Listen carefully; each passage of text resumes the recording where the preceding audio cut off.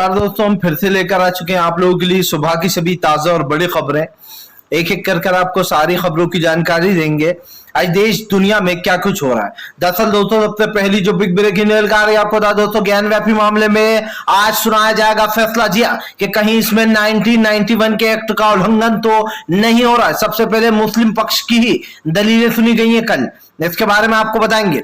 वहीं पर अगली बिग ब्रेकिंग में हम आपको बताएंगे दोस्तों, प्रधानमंत्री नरेंद्र मोदी के ऊपर राहुल गांधी का बड़ा हमला। जी कांग्रेस ने हमला बोल दिया। दरअसल राहुल गांधी के लंदन में सच बोलने पर बीजेपी बौखला रही थी। अब कांग्रेस ने ही जो है दोस्तों मोदी का एक वीडियो वायरल कर दिया है, जिसमें मोदी भारत की न सिर्फ आलोचना कर रहे हैं बल्कि अपमान भी कर रहे हैं। इसके बारे में भी आपको बताएंगे। वहीं पर दोस्तों अगली बिग ब्रेकिंग में हम आपको बताएंगे दोस्तों, जी दरअसल आपको बता दें, महंत का बड़ा आरोप, बोले फिलहाल सिंगार गौरी मां सिंगार गौरी के तहखाने में, जो ज्ञान व्यापी मस्जिद का तहखाना है, उसमें बहुत सारे गहने छुपे रखे। अब देखिए आप, इसके बारे में आपको बताएंगे। वहीं पर अगली बिग ब्रेकिंग में हम आपको बताएंगे दोस्तों, ओवैसी का बीजेपी के ऊपर बड़ा हमला, बोले 1991 के एक्ट का उल्लंघन कर रही है बीजेपी लगातार इस मामले को बढ़ाकर।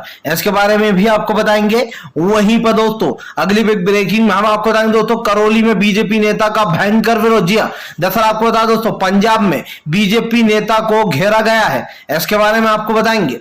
वहीं पर अगली बिग ब्रेकिंग में हम आपको बताएंगे दोस्तों, जी दरअसल आपको बताएं, सिद्धू पाजी ने लगाई गुहार, बोले जेल का खाना नहीं खाऊंगा, मुझे स्पेशल डाइट दी जाए, घर के खाने की इजाजत। इसके बारे में भी आपको बताएंगे। वहीं पर अगली बिग ब्रेकिंग में हम आपको बताएंगे दोस्तों, जी दरअसल आपको बता दें, ज्ञान व्यापी मामले पर मुस्लिम पक्ष का सीधा ऐलान, बोले फिलहाल मस्जिद को बार बार मस्जिद को मंदिर बनाने की बात की जा रही है। जी हां, पूजा करने की बात की जा रही है। इसके विरोध में याचिका दायर की है मुस्लिम पक्ष ने।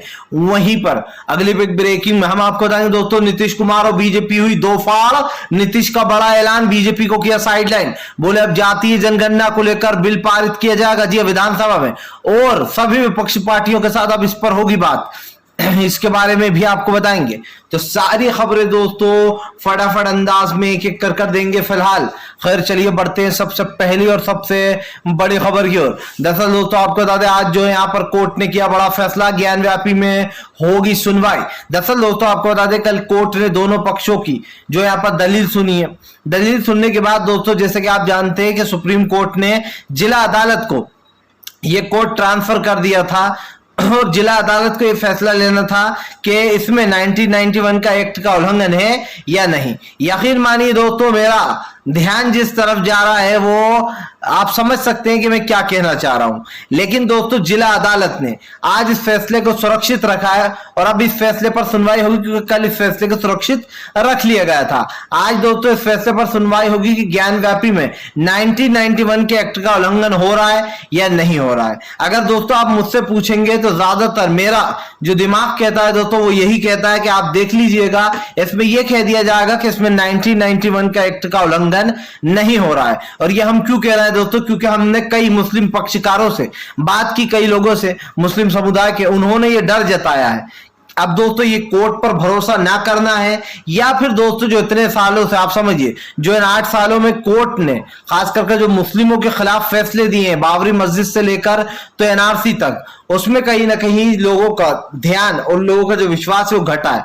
क्योंकि सबसे बड़ी बात यह है दोस्तों कि सुप्रीम कोर्ट ने इस केस को जिला अदालत को सौंप दिया, और उसके बाद अब ये कई बार कयास लगाया जाना है कि क्या इसको जानबूझकर इस केस को बढ़ाया जाएगा, या फिर दोस्तों फाइनली जिला अदालत ये घोषित कर देगी कि इसमें 1991 के एक्ट का उल्लंघन हो रहा है। हालांकि मुस्लिम पक्ष हमेशा से ये कह रहा है कि इसमें 1991 का एक्ट का उल्लंघन नहीं हो रहा। और यकीन मानिए दोस्तों, अगर आप हमसे पूछेंगे, जब ये कानून बनाया गया तब ज्ञान व्यापी मामला जो है यहाँ पर सीधा था कि फिलहाल ज्ञान व्यापी जो मामला है वो 1991 के एक्ट में आता है। लेकिन जब बीजेपी के नेता खुद ही ये विरोध कर रहा है कि फिलहाल ज्ञान व्यापी मंदिर की जगह बनी है, तो आप समझिए दोस्तों कि फिर क्या फैसला हो सकता है जिला जज का।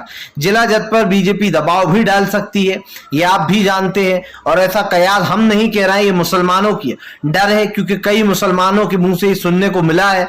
ऐसे में मुस्लिम भाइयों का जो डर है वो भी साफ दिखाई दे रहा है। लेकिन उम्मीद यही है कि जिला अदालत जो है यहाँ पर दोस्तों न्याय करेगी और इंसाफ देगी, तो आप लोग भी पूरा विश्वास रखिए कोर्ट पर। फिलहाल चलिए बढ़ते एक और अगली बिग ब्रेकिंग की तरफ।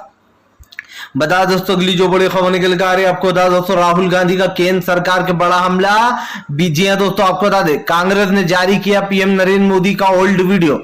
दरअसल दोस्तों पीएम नरेंद्र मोदी और पूरी बीजेपी, यहां तक के दोस्तों संबित पात्रा जिनके और भी नाम है, अलग अलग नामों से इनको नवाजा जाता है, संबित पात्रा ने दोस्तों एक वीडियो जारी करते हुए कहा कि राहुल गांधी लंदन जाकर हमारे देश की बदनामी करते हैं, हमारे देश को बदनाम करते हैं। जबकि दोस्तों राहुल गांधी ने देश के बारे में तो कुछ कहा ही नहीं है। राहुल गांधी ने तो लंदन में जाकर जो प्रेस कॉन्फ्रेंस की थी, जो मतलब उन्होंने कॉलेज में गए थे, जो भी कुछ उन्होंने बोला, उन्होंने तो जो यहाँ पर सरकार के बारे में बोला कि नरेंद्र मोदी की सरकार हमारे भारत देश में नफरत फैला रही है। और अगर आप इस वीडियो को और से सुनेंगे दोस्तों, तो राहुल गांधी ने एक भी वर्ड देश के खिलाफ नहीं बोला है। उन्होंने देश की सरकार के खिलाफ बोला है कि यह सरकार सांप्रदायिकता और नफरत फैला रही है और मोदी सरकार देश को दो फाड़ों में बांट रही है। और यह बात झूठ नहीं है, सच एक्सेप्ट करना चाहिए। लेकिन दोस्तों अब कांग्रेस ने बीजेपी को घेरते हुए बीजेपी का पुराना वीडियो शेयर कर दिया, जिसमें दोस्तों आप ये वीडियो देखिए, ये फोटो देखिए। इसमें नरेंद्र मोदी बाकायदा कहते हुए नजर आ रहा है कि पहले की जो सरकार थी, लोग सोचते थे कि हम किस देश में पैदा हो गए, अरे धत, हमें इस देश में पैदा ही नहीं होने चाहिए था। अब आप समझिए दोस्तों, नरेंद्र मोदी के वर्ड देखिए कितने खतरनाक हैं। हमारे देश को कोस रहे हैं कि जब विपक्ष की सरकार हुआ करती थी तो लोग कहते थे हम भारत देश में क्यों पैदा हो गए, हमें ऐसे देश में पैदा ही नहीं होना चाहिए था, ये तो बहुत ही बेकार देश है। अब आप समझिए, ये नरेंद्र मोदी ने साफ साफ कहा है कि पिछली सरकारों में लोग ऐसा किया करते थे और देश छोड़कर भाग भी जाते थे कई लोग भारत को छोड़कर।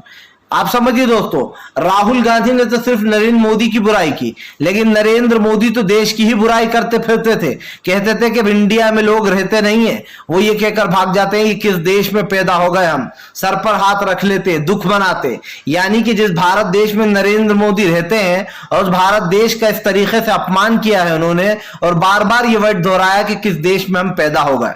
अब आप समझ लीजिए, राहुल गांधी के वर्ड बेकार थे या नरेंद्र मोदी के, ये मैं आप पे छोड़ता हूं। अंधभक्त हो जब भी ईमानदारी से बताना। चलिए बढ़ते हैं एक और अगली बिग ब्रेकिंग की तरफ। बता दोस्तों अगली जो बड़ी खबर निकल कर आ रही है, दरअसल दोस्तों आपको पता है नीतीश ने बीजेपी को किया साइडलाइन, हाशिए पर छोड़ा बीजेपी को। दरअसल दोस्तों काफी दिनों से जातीय जनगणना को लेकर काफी पार्टियों में जो है यहाँ पर तालमेल बैठ रहा है। ऐसे पहले दोस्तों नीतीश कुमार और तेजस्वी यादव के बीच में बात भी हुई थी, जहां पर तेजस्वी यादव की पार्टी ने नीतीश कुमार से बात करी थी और नीतीश ने भी हरी झंडी दिखाई थी कि जातीय जनगणना होना चाहिए। जिसके बाद दोस्तों जिसके बाद तेजस्वी ने बीजेपी से भी समय मांगा था, लेकिन बीजेपी ने उनकी बात नहीं सुनी थी। अब दोस्तों तेजस्वी ने ऐलान किया था कि अगर जातीय जनगणना नहीं हुई तो फिर बिहार में कोई सी भी जनगणना हम लोग होने नहीं देंगे। लेकिन दोस्तों अब आपको बता दें, जातीय जनगणना को लेकर एक बड़ा मामला निकलकर सामने आ गया है।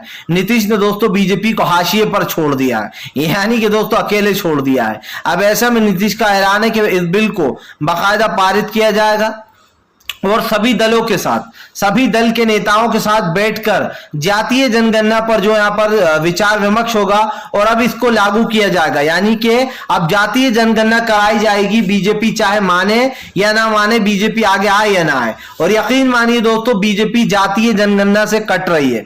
यहां पर दो चीजें जो मैं आपको समझाता हूं, बड़े ही दिमाग से समझिएगा दोस्तों। जातीय जनगणना का मतलब है कि हर इंसान को अपनी पावर पता चल जाएगी, किस समाज के देश में कितने लोग रह रहे हैं, आप समझिए। और जातीय जनगणना का मतलब यही है कि मोदी सरकार ये कभी नहीं चाहेगी कि जातीय जनगणना हो और लोगों को अपनी पावर पता चले और हर समाज के व्यक्ति को ये पता चले कि हम कितने हैं, हमारी जो है संख्या कितनी है। क्योंकि दोस्तों मोदी सरकार बेसिकली हिंदुत्व पर चुनाव लड़ती है। हिंदुत्व का मतलब क्या है दोस्तों? हिंदुत्व में मतलब सभी आ गए हैं, दलित आ गए हैं दोस्तों, जैन आ गए हैं, ब्राह्मण आ गए हैं, और जो है यहाँ पर ठाकुर समाज आ गया है, यादव समाज, जितने भी समाज हैं वो सारे बेसिकली हिंदुत्व में आ गए। अब दोस्तों बीजेपी बड़ी चालाक है, उसको पता है कि अगर जातीय जनगणना हुई दोस्तों तो यादव को पता चल जाएगा हमारी कितनी संख्या है, ब्राह्मणों को पता चल जाएगा हमारी कितनी संख्या है, और बीजेपी ये कभी नहीं चाहेगी कि उसका हिंदुत्व का जाल टूटे और अलग अलग समाज के लोग अलग अलग हो जाएं, क्योंकि बेसिकली बीजेपी हिंदुत्व पर ही चुनाव लड़ती है। उसका फोकस सभी समाज को एक साथ लेकर हिंदुत्व का वार करना है, यानी कि हिंदुत्व के बल पर चुनाव लड़ना है। और बीजेपी ये कभी नहीं चाहती है कि जातीय जनगणना हो, लोगों को अपनी संख्या पता चले कि कितनी संख्या के देश में कितने लोग रह रहे हैं, चाहे वो ब्राह्मण हो, दलित हो, मुसलमान हो, यादव हो, जितने भी समाज के लोग हैं दोस्तों। और इसीलिए मैं कहता हूं कि बीजेपी जातीय जनगणना के खिलाफ रही है। नीतीश ने हामी भरी थी, नीतीश ने तेजस्वी यादव से कहा था कि वे जातीय जनगणना कराएंगे, और उसके बाद तेजस्वी यादव ने भी कहा था कि माननीय मुख्यमंत्री जी भी कह रहे थे, लेकिन बीच में दोस्तों बीजेपी ने अड़ंगा अपना दिया। अब ऐसा लग रहा है जैसे नीतीश और बीजेपी में दोस्तों टक्कर हो गई है। काफी दिनों से दोस्तों इस बात के कयास लगाए जा रहे हैं कि नीतीश और बीजेपी ये दोनों अलग हो सकते हैं, और जिस दिन दोस्तों नीतीश और बीजेपी अलग हुआ उस दिन आप समझिए महाराष्ट्र जैसा हाल होगा बीजेपी का। महाराष्ट्र जैसा हाल इसलिए होगा दोस्तों बीजेपी का कि एक तरफ तो बीजेपी के नेता हो जाएंगे और दूसरी तरफ दोस्तों आप समझिए जेडीयू के नेता हो जाएंगे, यानी कि जेडीयू और दोस्तों आरजेडी में गठबंधन हो जाएगा, जिसके बाद सरकार बन जाएगी डबल इंजन की मजबूत। और उसके बाद आप खुद समझ सकते हैं कि फिलहाल पूरी तरीके से बीजेपी कमजोर हो जाएगी। चलिए बढ़ते हैं एक और अगली बिग ब्रेकिंग की तरफ। बता दोस्तों अगली जो बड़ी खबर निकल के आ रही ज्ञान व्यापी के को लेकर असद ओवैसी का बड़ा ऐलान, बोले 1991 का एक्ट का उल्लंघन हो रहा है इस मस्जिद में। जी हाँ, ओवैसी ने कहा कि 1991 का एक्ट का उल्लंघन हो रहा है, क्योंकि बाबरी ही बस एक ऐसी मस्जिद थी जिसको 1991 के एक्ट में नहीं लिया गया था, क्योंकि उसका डेमोलेशन कर दिया गया था दोस्तों। उसको बेसिकली जिस तरीके से आपको पता ही दंगे हुए थे और मस्जिद के ऊपर चढ़कर जिस तरीके से उसको तोड़ा फोड़ा गया था, शहीद किया गया था, इस चीज को लेकर कई सवाल उठे थे, जिसके बाद ही यह कानून बनाया गया था कि बाबरी मस्जिद आखिरी वो मस्जिद होगी जिस पर सुनवाई है, लेकिन इसके बाद कोई भी किसी धर्म स्थल पर इस तरीके सवाल नहीं उठा सकता और ना ही इस पर कार्रवाई होगी। लेकिन दोस्तों अचानक से ज्ञान व्यापी का मामला निकलकर सामने आ गया, और उसके बाद शाही ईदगाह का मामला निकलकर सामने आ गया, और लगातार हिंदू पक्ष ये कह रहा है कि ये हमारा ज्ञान व्यापी जो मस्जिद है ये हमारा श्रृंगार गौरी मंदिर था, जबकि दोस्तों ऐसा कुछ भी नहीं है। वीडियोग्राफी में भी पूरी तरीके से बेईमानी धांधलियां की गई हैं। मुस्लिम समुदाय ने आरोप लगाया है कि हम इस सर्वे को बिल्कुल नहीं मानते और ना मानेंगे। सिंपल सी बात यह है दोस्तों कि अब की बार मुस्लिम समुदाय मस्जिद को किसी भी तरीके से छोड़ने वाला नहीं है, लेकिन यहां पर जो 2-3 याचिकाएं हैं दोस्तों वो काफी गंभीर याचिकाएं हैं जिन पर साजिश की बू आ रही है।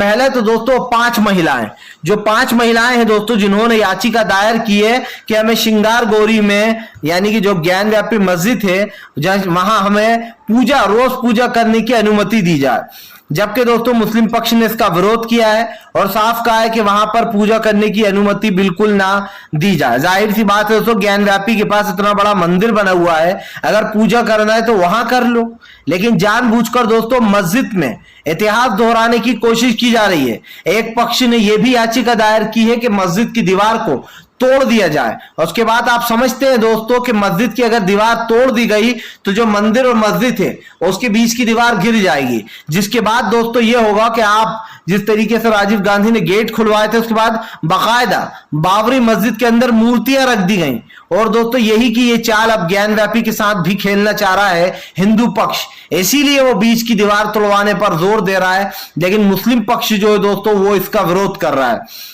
क्योंकि सब जानते हैं कि हमारे हिंदू भाइयों को कोई आपत्ति नहीं है ज्ञान व्यापी मस्जिद से। यहां तक कि अयोध्या के संतों ने भी ये कहा है कि हमें कोई आपत्ति नहीं, हम इसकी तरह नहीं लड़ेंगे जैसे हम राम मंदिर की तरह लड़े थे। लेकिन दोस्तों जानबूझकर कुछ संगठनों को उतार दिया गया है बीजेपी द्वारा, ताकि 2024 के चुनाव का पूरा माहौल बनाया जा सके दोस्तों। और 2024 में क्या होगा ये आप बखूबी देख रहे हैं। 2024 को लेकर जो बीजेपी राजनीति कर रही है दोस्तों, उसमें कई सवाल उठ रहे हैं, और इसलिए भी उठ रहा है क्योंकि मैं खुद भी देख रहा हूं दोस्तों, अभी इस वक्त बीजेपी के नेता नेता इस चीज को सपोर्ट कर रहा है। आप समझिए, बीजेपी 1991 के एक्ट को दोस्तों झुटलाने की कोशिश कर रही है। बीजेपी पूरी तरीके से, आप समझिए, पूरी तरीके से ये कोशिश करेगी कि किसी तरीके से देश का माहौल बिगड़े दोस्तों, और देश में सांप्रदायिकता और नफरत फैले। हम आपसे फिर से कहेंगे दोस्तों कि आज भाईचारे की जरूरत है। मंदिर और मस्जिद बड़ी बात नहीं है दोस्तों, आज भाईचारा बड़ी चीज है, क्योंकि हमारे देश में जो खाई खोदी गई है ना हिंदू मुसलमान की, उसको मिटाना होगा। इसीलिए ओवैसी ने साफ कहा है कि 1991 के एक्ट का इस मस्जिद में उल्लंघन हो रहा है, और ये अनपढ़ लोग हैं जो कि व्हाट्सएप यूनिवर्सिटी से दोस्तों आप समझिए पढ़ाई कर आए हैं। लेकिन दोस्तों मुझे शक इस बात का है कि कहीं आप समझिए कल का जो फैसला है वो मुस्लिमों के खिलाफ ना हो जाए, क्योंकि ज्यादातर हमने देखा है दोस्तों 2017 के बाद से 2014 में जब नरेंद्र मोदी आए तब इतना कुछ फिर भी नहीं था, लेकिन 2017 के बाद मोदी सरकार मुस्लिम विरोधी बन गई और उसने मुस्लिम विरोधी माहौल बनाना शुरू कर दिया। क्योंकि दोस्तों 2014 में मुस्लिम समुदाय ने नरेंद्र मोदी को भर भर कर वोट दिए, ये सोचकर दिए कि नरेंद्र मोदी एक अच्छे नेता बनेंगे, हैं प्रधानमंत्री बनेंगे। लेकिन दोस्तों नरेंद्र मोदी ने अपना असली रंग दिखाना शुरू कर दिया, और ये कब हुआ दोस्तों? जब नरेंद्र मोदी को पता चल गया कि अब तो मैंने राम मंदिर का फैसला जो है वो हिंदू पक्ष के तरफ करवा दिया है, और सबने साफ साफ कहा था कि ये फैसला रंजन गोगोई ने नरेंद्र मोदी के कहने पर सुनाया कि यहां मंदिर नहीं, मस्जिद नहीं, बल्कि मंदिर बनेगा। जिसके बाद मोदी समझ गए थे कि अब मुस्लिम समुदाय हमारे खिलाफ है, और उसके बाद से ही ये माहौल बना दिया गया, मुस्लिम और हिंदू कर दिया गया। चलिए बढ़ते हैं एक और अगली बिग ब्रेकिंग की तरफ। बता दोस्तों अगली जो बड़ी खबर निकल कर आ रही है आपको बता दोस्तों, आजम खान के रुख को लेकर आपको बता दें समाजवादी पार्टी में हलचल तेज, भाजपाई भी हड़कंप में। दरअसल दोस्तों आपको बता दें आजम खान का रुख साफ दिखाई दे रहा है कि आजम खान एक बार फिर से अखिलेश यादव के पाले में ही जाते हुए दिखाई दे रहे हैं। लेकिन दोस्तों कहते हैं वक्त और दिमाग, जी सोच, इसको बदलने में टाइम नहीं लगता है, और यही कारण है दोस्तों जो आजम खान के रुख पर सभी लोग नजर रखे हुए हैं। फैसला यह है दोस्तों कि आखिरकार आजम खान क्या फैसला लेने वाले, क्या वो फिर से एक बार विधानसभा जाएंगे, क्या फिर से दोस्तों आजम खान सपा की तरफ से ही जो है यहाँ पर चुनाव लड़ेंगे, क्या लोकसभा में आजम खान दोस्तों एक बड़ा चेहरा बन सकते हैं? ये कई सवाल हैं। ऐसे में दोस्तों कयास लगाया जा रहा है कि आजम खान एक बार फिर से अखिलेश यादव का ही साथ दे सकते हैं। बताया जा रहा है अखिलेश यादव के जेल न जाने के पीछे भी कई चीजें थी और उन्होंने उजागर भी किया है उसको। दरअसल अखिलेश यादव अच्छे से जानते थे दोस्तों कि अगर वो जेल आजम खान से मिलने जाएंगे तो बीजेपी आरोप लगाएगी कि देखिए आजम खान से मिलने जा रहे हैं, और वोट में दोस्तों आप समझते कटौती होती। लेकिन हालांकि उनके अपने वो हो सकते हैं दोस्तों, उनकी अपनी सोच हो सकती है कि क्या प्रॉब्लम थी, लेकिन ये साफ दिखाई दे रहा है कि आजम खान का रुख सपा की तरफ ही नजर आ रहा है। चलिए बढ़ते हैं एक और अगली बिग ब्रेकिंग की तरफ। बता दोस्तों अगली जो बड़ी खबर निकल कर आ रही है, दरअसल दोस्तों आपको प्रधानमंत्री नरेंद्र मोदी के दौरे पर कांग्रेस ने बोला बड़ा हमला। बोले देश में जिस तरीके से ढोल नगाड़े पीटे जा रहे हैं जापान जाने का, जिस तरीके से गोदी मीडिया वाहवाही लूट रही है मोदी सरकार की, ये सब कुछ ढोंग है। जी अशोक गहलोत ने इसको ढोंग बता दिया। दरअसल दोस्तों अशोक गहलोत का कहना है कि देश बेरोजगारी बदहाली से गुजर रहा है, लेकिन ऐसे में मीडिया लगातार मोदी सरकार की चमचागिरी और वाहवाही में लगी हुई है। आप समझिए दोस्तों जापान चले गए तो अरे देखिए वहां मोदी जी का भव्य स्वागत। मोदी जी अगर कहीं भी चले जाए दोस्तों, ये मीडिया उस चीज को बड़ा चढ़ाकर बताता है और बताता है कि कैसे जगह जगह देखिए मोदी जी का भव्य स्वागत हो रहा है। जबकि सच्चाई क्या है दोस्तों, ये आप भी बखूब जानते हैं कि भव्य स्वागत हो रहा है या कुछ और हो रहा है। इस बात को झुटलाया नहीं जा सकता कि नरेंद्र मोदी की सरकार में दोस्तों देश में बेरोजगारी बढ़ती जा रही है, रुपया लगातार नीचे गिरता चला जा रहा है, डॉलर उठता चला जा रहा है। आखिरकार ये कैसी सरकार है दोस्तों जो कि अभी भी जश्न मनाने में लगी है। मोदी जी कहते हैं कि लोग मक्खन पर लकीर बनाते हैं, लेकिन मैं दीवारों पर लकीर बनाता हूं, मैं अलग ही इंसान हूं। वाह, बड़े बड़े बोल बोलना तो कोई आपसे सीखे मोदी जी, जरा सा देश का भी उद्धार कर दीजिए। कल को जब आप पीएम के पद से हट जाएंगे तो लोग आपको कोसेंगे कि इस देश का सबसे बड़ा डिजास्टर प्रधानमंत्री नरेंद्र मोदी थे। और आप लिख के ले लीजिए, वो लिस्ट भी आएगी जब नरेंद्र मोदी को दोस्तों डिजास्टर प्रधानमंत्री की लिस्ट में डाल दिया जाएगा। वीडियो अच्छा लगे लाइक करें, चैनल को जरूर सब्सक्राइब करें।